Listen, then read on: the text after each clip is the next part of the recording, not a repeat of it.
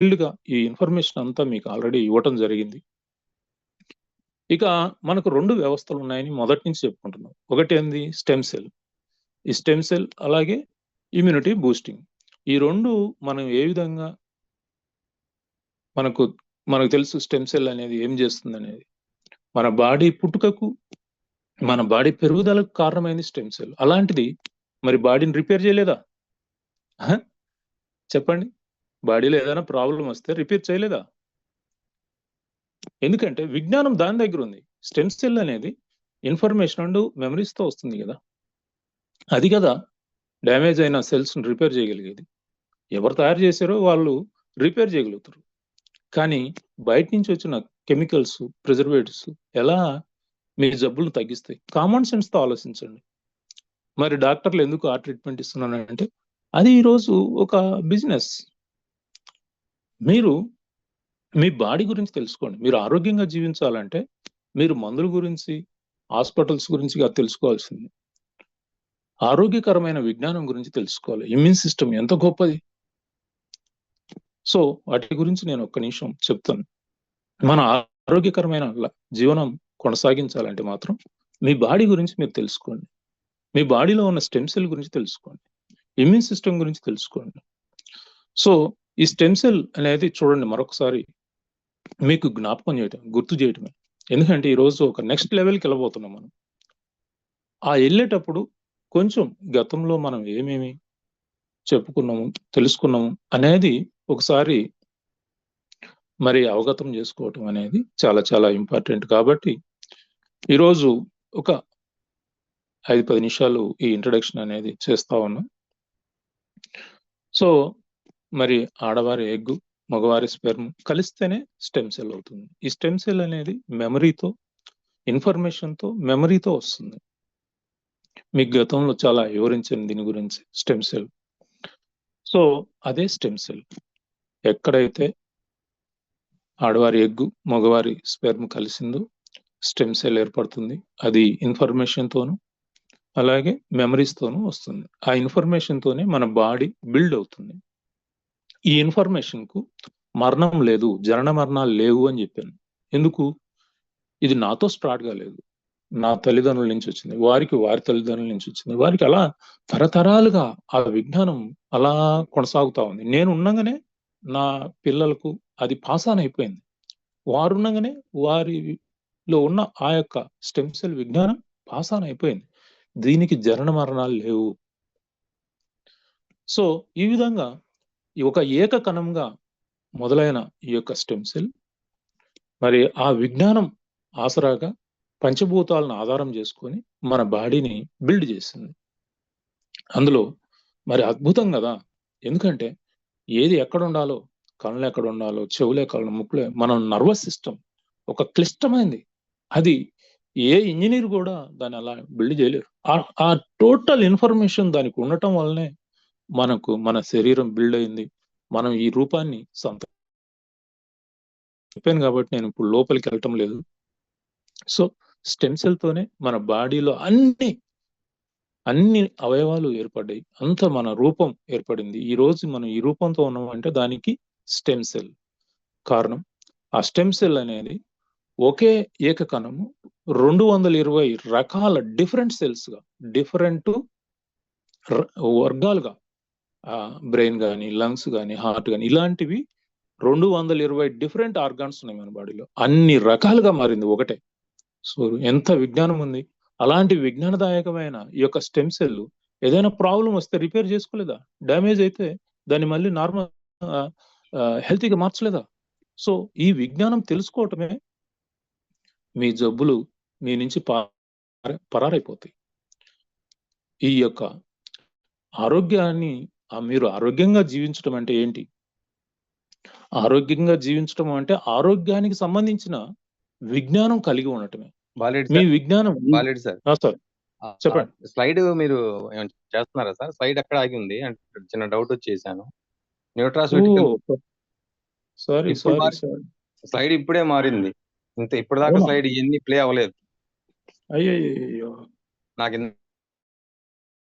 గతంలో చెప్తున్నారు కదా అన్న ఉద్దేశంతో ఆగాను. మధ్యలో సారీ, డిస్టర్బ్ సారీ. ఎందుకని. అన్ని స్లైడ్సే ఇవి.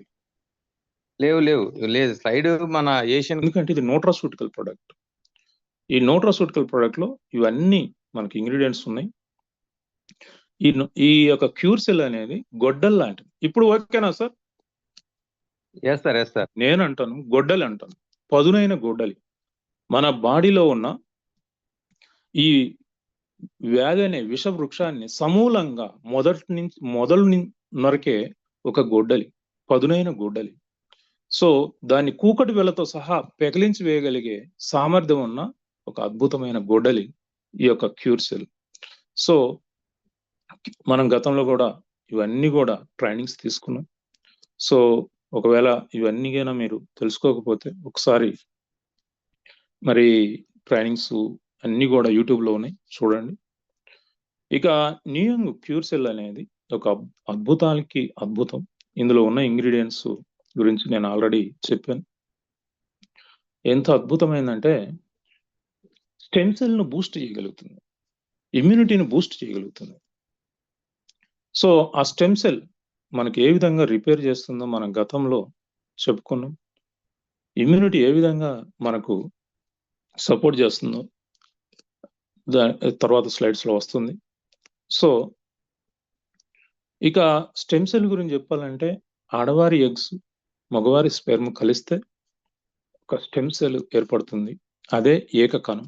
అది విజ్ఞానంతో అంటే ఇన్ఫర్మేషన్తోనూ మెమరీతోనూ వస్తుంది. ఇప్పుడు దాకా మీకు అది ఎక్స్ప్లెయిన్ చేశాను. సో ఈ విధంగా ఒక ఏకకణం, ఒక పూర్తి స్థాయి బాడీ ఏర్పడటానికి కారణమైంది ఈ యొక్క స్టెమ్ సెల్. ఆ స్టెమ్ సెల్ నుంచే మనకి అన్ని అవయవాలు జనరేట్ అయినాయి. సో ఎంత విజ్ఞానం ఉన్నట్టు లోపల, ఏ ఇంజనీరు ఇలా చేయగలుగుతారు? అది ప్రీ ప్లాన్డ్, అంటే ఏదో తాత్కాలికమైంది కాదు. అంటే ఏదో ఇది ఎట్లా చెప్తారంటే మన బాడీలో ఉన్న అవయవాలు ఏదో గాలివాటుగా ఏర్పడ్డాయి కాదు ఇవి. ఇది ఒక సిస్టమ్, ఇంజనీరింగ్ ప్లాన్. ఆ ఇంజనీరింగ్ ప్లాన్ ఎవరి ఉంది? ఏ ఇంజనీర్ చేశాడు? స్టెమ్ సెల్ అనేది ఆ ఇంజనీరింగ్ ప్లాన్ తో చేసింది. పంచభూతాలు ఉపయోగించుకొని ఈ బాడీ బిల్డ్ చేసింది. మరి అలాంటి బాడీకి ఏదైనా సమస్య వస్తే, అనారోగ్య సమస్యలు వస్తే మరి అది రిపేర్ చేసుకోలేదా? మన బాడీలో మొత్తం 220 రకాల ఆర్గాన్స్ గా మారిపోయింది. ఇంకా 220+ ఆర్గాన్స్ గా ఈ స్టెమ్ సెల్, ఒకే స్టెమ్ సెల్ ఇన్ని రకాలుగా బ్రెయిన్ గా, లంగ్స్ గా, హార్ట్ గా ఇలా మారిపోయింది అనమాట. కంప్లీట్ మన బాడీలో ఉన్న జీవనం అంటే ఆరోగ్యం గురించి, మీరు ఆరోగ్యంగా జీవించాలి అంటే, మీరు ఆరోగ్యంగా ఉండటం అంటే ఆరోగ్యానికి సంబంధించిన విజ్ఞానం తెలుసుకోవటమే. సో అజ్ఞానమే అనారోగ్యం, విజ్ఞానమే ఆరోగ్యం.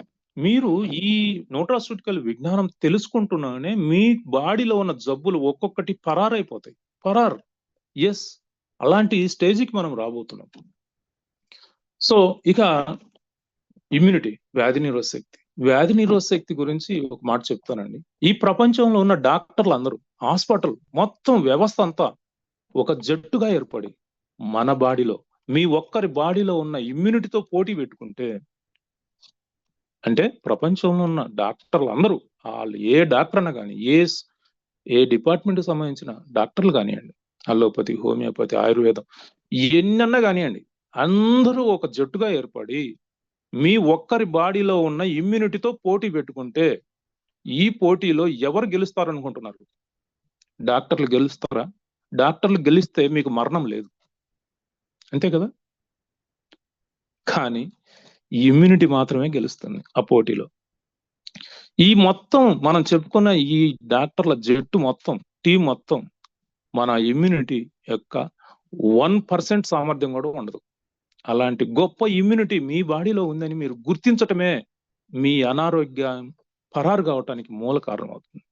మీరు అది గుర్తించనంత కాలం మీరు అనారోగ్యంతోనే బాధపడుతుంటారు. ఎందుకు అంటే అద్భుతమైన ఇమ్యూన్ సిస్టమ్ అది మాత్రమే వైరస్లను, బ్యాక్టీరియాలను, ఫంగిసైడ్స్ను, పారాసైట్స్ను, క్యాన్సర్ సెల్స్ను గుర్తించగలుగుతుంది. సో ఈ స్టెమ్ సెల్ కు అద్భుతం. న్యూయంగ్ క్యూర్ సెల్ అంటే ఏంటి? స్టెమ్ సెల్ అండ్ ఇమ్యూనిటీ రెండు అద్భుతమైన వేరియేషన్స్, రెండు అద్భుతమైన వ్యవస్థలు కలిసి క్యూర్ సెల్ గా ఏర్పడి సో ఈ ఇమ్యూన్ సిస్టమే మరి it is the first line of defence against illness and disease. ఈ వైరస్లను, బ్యాక్టీరియాలను, ఫంగిసైడ్స్, క్యాన్సర్ సెల్స్ ఇన్వైడర్స్ అంటారు. ఈ ఇన్వైడర్స్ ను గుర్తించగలుగుతుంది. గుర్తించటమే కాదు, చంపేస్తుంది. చంపేయటమే కాదు, జ్ఞాపకం ఉంచుకుంటుంది. మళ్ళీ మళ్ళీ అవి మన మీద దాడి చేయకుండా నిర్దాక్షిణ్యంగా చంపేస్తుంది. నిరంతరం యుద్ధమే. మీ బాడీలో నిరంతరము యుద్ధమే జరుగుతుంది. ఆ యుద్ధంలో మీరు ఏ పక్క ఉన్నారు అనే దాని మీద మీ ఆరోగ్యం ఆధారపడింది. ఎస్, ఈరోజు ఇవన్నీ మీకు వస్తాయి. రాబోయే రోజుల్లో ఇక మీరు ఒక నెక్స్ట్ లెవెల్కి వెళ్ళిపోతారు. ఈ యుద్ధంలో మీరు ఇమ్యూనిటీ వైపు ఉన్నారా, లేకపోతే ఈ ఇన్వైడర్స్ వైపు ఉన్నారా అన్నదే మీ ఆరోగ్యానికి మూల కారణం అవుతుంది. మీరు ఇమ్యూనిటీకి సపోర్ట్ చేస్తే మీరు ఆరోగ్యంగా జీవించగలుగుతారు.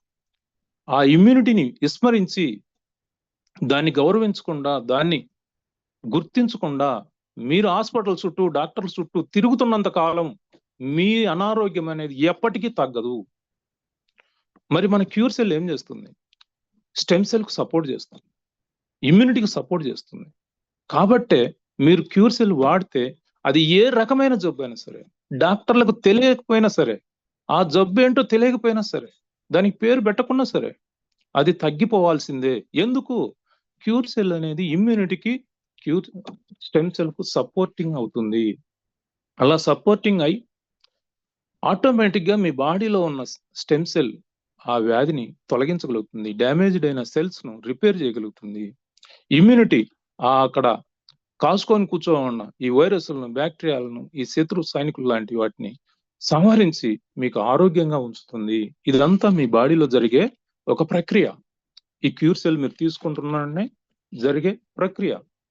మీరు గుర్తించాల్సిన విషయం ఏంటంటే, మన బాడీకి సెల్ఫ్ హీలింగ్ పవర్ ఉంది అని.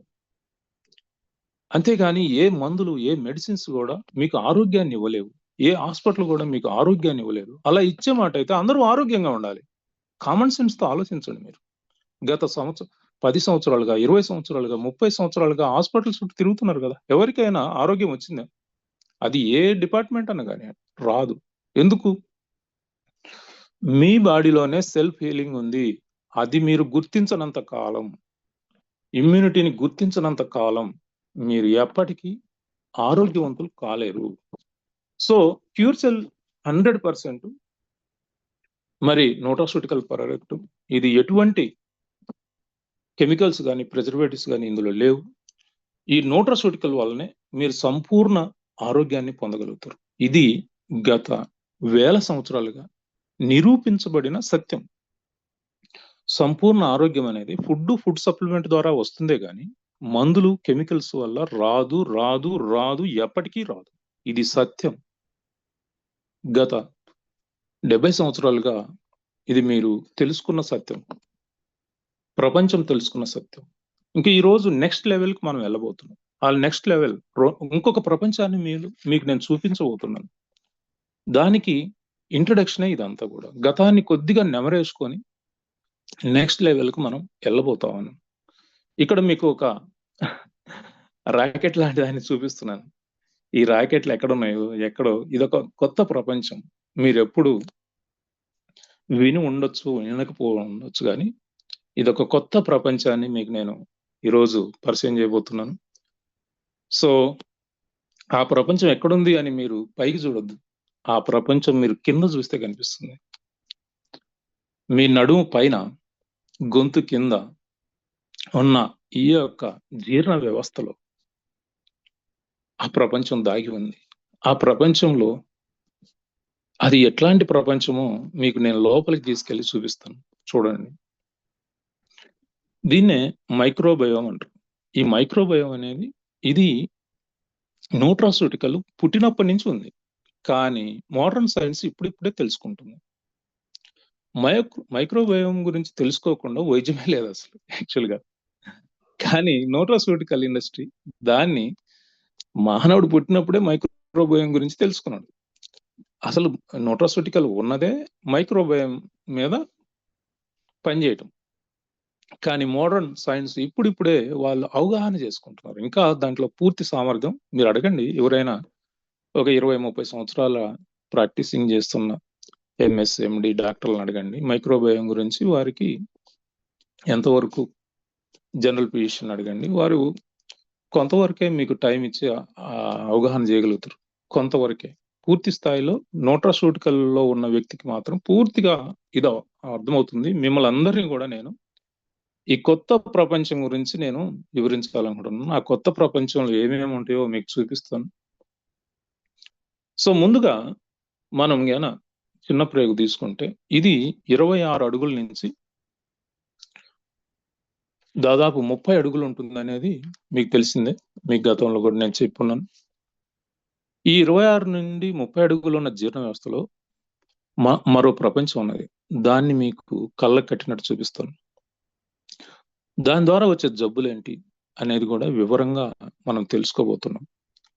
సో ముందుగా మరి చిన్న ప్రేగు అలా ఉంటుంది, పెద్ద ప్రేగు 5 నుంచి 6 అడుగులు ఉంటుంది. మరి ఈ చిన్న ప్రేగు అనేది 18 నుంచి 22 అడుగులు ఉంటుంది. పెద్ద ప్రేగు 5 నుంచి 6 అడుగులు ఉంటుంది. ఇక ఈ microbiome, your gut microbiome is officially the control centre for your health. అంటే మీ టోటల్ ఆరోగ్యం అంతా కూడా ఈ యొక్క గట్ మైక్రోబ్లో ఉంది.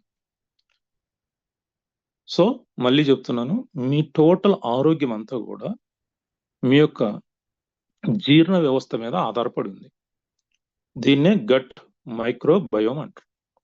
ఈ గట్ మైక్రోబయోమ్ గురించి న్యూట్రాస్యూటికల్ ఇండస్ట్రీకి పూర్తి అవగాహన ఉంది. మోడర్న్ సైన్స్ లో ఇప్పుడిప్పుడే అవగాహన చేసుకుంటున్నారు. సో దీన్ని అర్థం చేసుకుంటే మీరు పూర్తిగా ఆరోగ్యవంతులుగా మారిపోతారు. మనం విష వృక్షాన్ని కూకటి వేళ్లతో సహా పెకిలించి వేయగలుగుతాం మన బాడీలో. ఇంకా ఈ జబ్బులు అనేవి ఊడల్లాంటి, కొమ్మల్లాంటి, అదేమో చెట్టు కూలిపోతే అవన్నీ ఆటోమేటిక్ వెళ్ళిపోతాయి. సో అండర్స్టాండింగ్ యువర్ మైక్రోబయోమ్, ఇది ఏంటి ఇక్కడ మీకు కనిపిస్తున్నాయి కదా, అవేంటి బొమ్మలు కాదు. నేను మీకు మెల్లమెల్ల మీరు భయపడతారని మెల్లమెల్లగా పరిచయం చేస్తున్నా. ఎందుకు అంటే చూపిస్తాను చూడండి. మీకు ఈ జీర్ణ వ్యవస్థలో బ్యాక్టీరియా ఉంటుంది. ఆ బ్యాక్టీరియాలో మంచి బ్యాక్టీరియా ఉంటుంది, చెడు బ్యాక్టీరియా ఉంటుంది, అలాగే వైరస్లు కూడా ఉంటాయి, అలాగే పారాసైట్స్ ఉంటాయి, అలాగే ఫంగిసైడ్స్ ఉంటాయి. ఈ బ్యాక్టీరియా అనేది బాడీ అంతా ఉంటుందండి. బాడీ అంతా ఉంటుంది, ఇక్కడ అక్కడ లేదు. మీ స్కల్ప్ అంటే తల పైన ఉండే ఆ చుండ్రు కూడా బ్యాక్టీరియానే. ఎస్, అందుకనే మీరు ఎన్ని నూనెలు వాడినా, ఏ కుందేటి ఏ నక్కల నూనె వాడినా కూడా మీకు ఎయిర్ ఫాలింగ్ ఆగదు, ఎయిర్ కొత్తగా రాదు. అది ఎక్కడ ఉంది, దాని మూలం ఎక్కడ ఉందో నేను మీకు చూపిస్తాను. అది తొలగిపోతే ఆటోమేటిక్గా మీ చుండ్రు పోతుంది, మీ ఎయిర్ ఫాలింగ్ ఆగిపోతుంది, మీ జుట్టు పొడవుగా పెరుగుతుంది. దానికి మన క్యూర్ సెల్ ఏ విధంగా సపోర్ట్ చేస్తుందో మీకు ఈ ప్రపంచాన్ని చూపిస్తాను. నేను చెప్పేది ఒక ఎగ్జాంపుల్ మాత్రమే. ఇక వైరస్ అనేది కూడా బాడీ అంతా ఉంటుంది. బ్యాక్టీరియా కంటే సూక్ష్మాతి సూక్ష్మమైంది వైరస్. వైరస్లు బ్యాక్టీరియాలు లేని ప్రాంతం అంటూ లేనే లేదు. మన బాడీలో 80 నుంచి 100 ట్రిలియన్ సెల్స్ ఉంటే దానికి 5 నుంచి 10 ఈ రెండు ఉంటాయి. అంటే 100 ట్రిలియన్స్ మన బాడీలో సెల్స్ ఉన్నాయనుకుంటే సుమారుగా 1000 ట్రిలియన్స్ ఈ యొక్క వైరస్లు బ్యాక్టీరియాలు ఉంటాయి. అంటే 5 నుంచి 10 రెట్లు ఎక్కువ ఉంటాయి అన్నమాట. ఇక పారాసైట్స్ ఉంటాయి కదా, పారాసైట్స్ అంటేనే ఆ పేరులోనే ఉంటుంది, డిపెండెంట్స్. అంటే ఇవి స్వతంత్రంగా బ్రతకలేవు. ఏరే జీవుల మీద, ఏరే జీవులు ఎవరు చెప్తాను, మీకు చూపిస్తాను. మీకు గట్టిగా ఒకేసారి చెప్తే మీకు భయపడతారు. సో ఈ పారాసైట్స్ గురించి అదొక పెద్ద సముద్రం అండి బాబు. అది ఏంటో ఎక్కడ ఉంటాయో చూపిస్తాను. ఫంగిసైడ్స్ చర్మం మీద ఉంటాయి ముఖ్యంగా.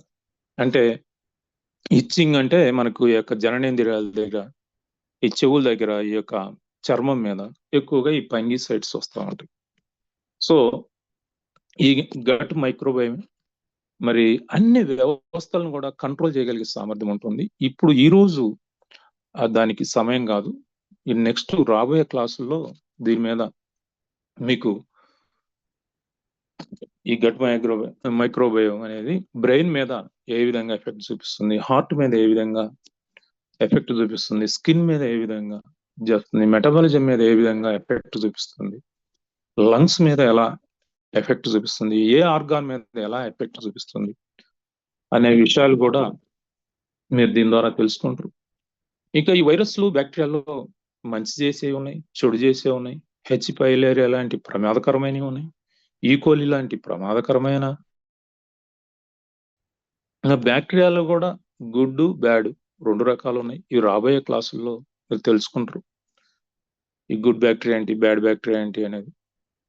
ఇక పారాసైట్స్, ఈ పారాసైట్స్ గురించి జస్ట్ ఇంట్రడక్షన్ ఇస్తాను చూడండి. ఇప్పుడు మనకు జబ్బులు అనేవి ఒకటైతే వైద్యం అనేది ఒకటి జరుగుతుంది. ఇప్పుడు మీకు చుండ్రు ఉంది అనుకుందాం, జుట్టు రాలిపోతుంది, కంటి చూపు ఉంది, ఇవన్నీ ప్రైమరీ. నెక్స్ట్ లెవెల్లో వచ్చే, అంటే ఇప్పుడు మీకు చుండ్రు ఉంది అనుకోండి, లేదు జుట్టు రాలిపోతుంది, కంటి చూపు మందగించింది, మీరు ఆ జస్ట్ వాటికి సిమ్టమ్స్ కు మాత్రమే ట్రీట్మెంట్ తీసుకుంటున్నారు. మైగ్రేన్ కానీ, నిద్ర లేకపోవటం కానీ, చెవులు వినిపించకపోవటం, సైనస్, థైరాయిడ్, గొంతు గరగర, నోట్లో పుండ్లు, దంతాలు, చిగులు వాపు, గుండెల్లో మంట, గ్యాస్, కడుపులో గడబిడ, పొట్ట నొప్పి, పొత్తి కడుపు నొప్పి, జననేంద్రియాల దగ్గర జిల్లా, వాపు, వైట్ డిశ్చార్జ్, ఫైల్స్, పిస్తుల, త్రేపులు, సయాటిక, పిక్కలు లాగటం, మోకాలు నొప్పులు, పాదాలు మంటలు, ఇవన్నీ ప్రైమరీ డిసీజెస్. వీటన్నిటికీ మూలం ఎక్కడుందో మీకు చూపిస్తాను. దాన్ని సంహరించాలి. ఇవి కన్నా మనం నిర్లక్ష్యం చేస్తే ఈ జబ్బులు నెక్స్ట్ లెవెల్ తీసుకుంటాయి. ఇంకా డయాబెటిక్, అలాగే బీపీ, ఇంకా మరి క్యాన్సర్గా, కిడ్నీ ప్రాబ్లంగా, లివర్ ప్రాబ్లంగా, పీసీఓడి ప్రాబ్లమ్స్గా, ఇలా ఇంకా ఫైనల్ లెవెల్ అంటే అలా క్యాన్సర్గా మారిపోతుంది. అంటే killer disease, Alzheimer's, Parkinson, gangrene, cancer లాగా మారిపోతుంది. ఇలా జబ్బులను 3-4 కేటగిరీలు చేయొచ్చు అనమాట.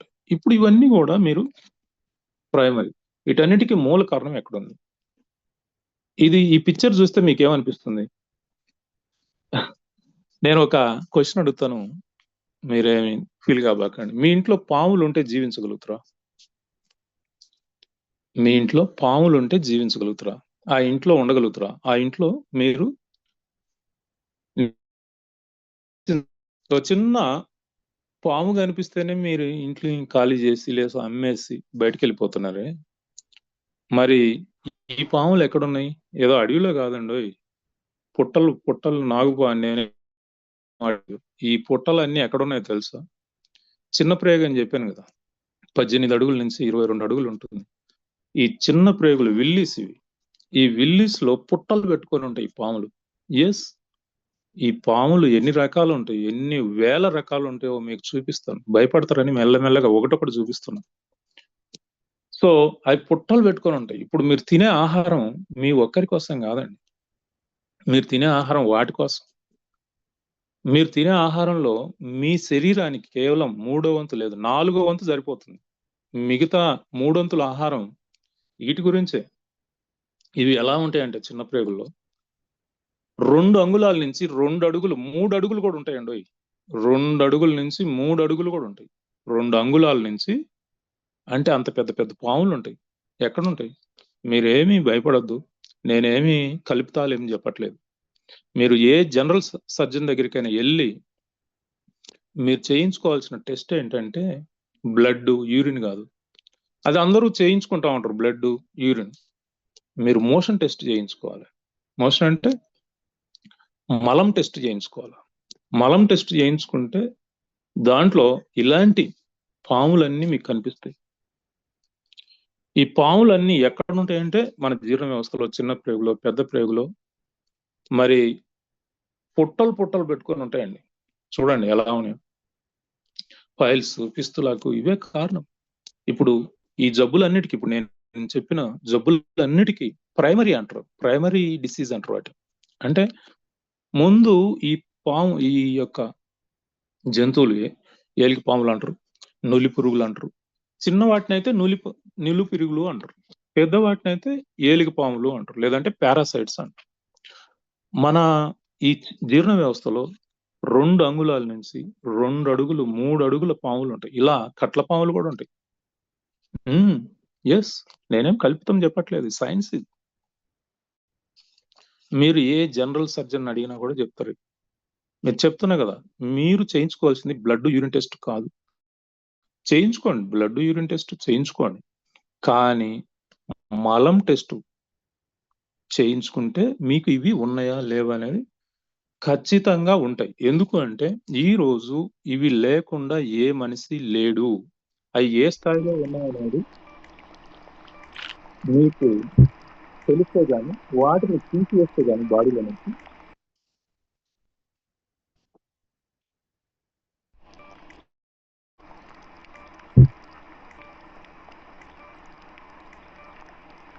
ఇది ఎక్కడ నేను ఏ కాలంలో తీయలేదండి, మన ప్రేగుల్లో ఉన్నదే. ఈ ప్రేగుల్లో కూడా చూడండి, మీకు ఎర్రగా కనిపించే ఆ కింద లేరు, ఆ లేయర్ కింద ఇంకో లేయర్ ఉంటుంది మళ్ళీ, అందులో దాగి ఉంటాయి. ఆ లేయర్ కింద మళ్ళీ లేయర్ ఉంటుంది, మళ్ళీ పెద్ద సొరంగం లాంటిది ఉంటాయి. ఎస్, మీరు ఎన్ని టెస్టులు చేసినా ఇవి మలం ద్వారా కొన్ని మాత్రమే, కొన్ని ఏలికపాలు కొన్ని అని మాత్రమే తెలుసుకోగలుగుతారు, కానీ మీరు పూర్తి స్థాయిలో ఏ టెస్ట్ ద్వారా కూడా తెలుసుకోలేరు. కానీ